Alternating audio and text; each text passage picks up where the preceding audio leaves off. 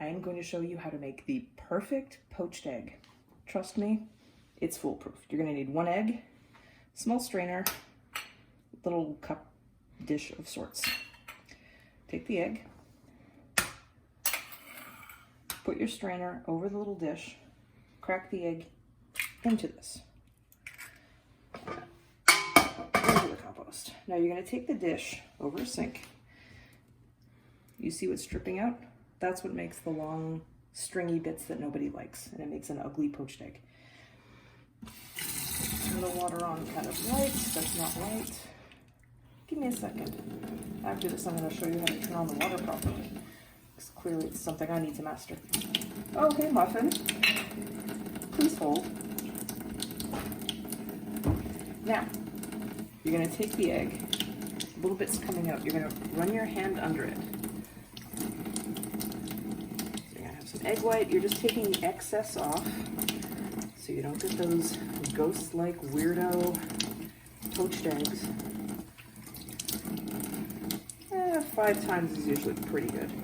So again, the rinsed dish, you're going to put your egg in here.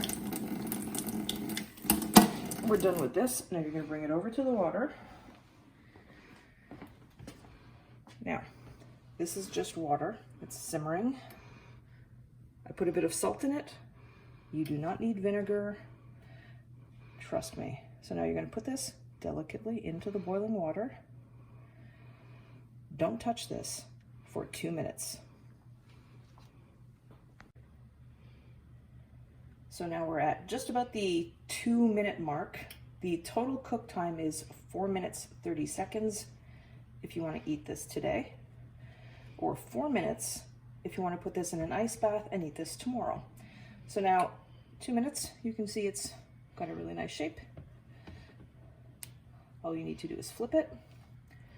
2 minutes or 2 minutes, 30 seconds.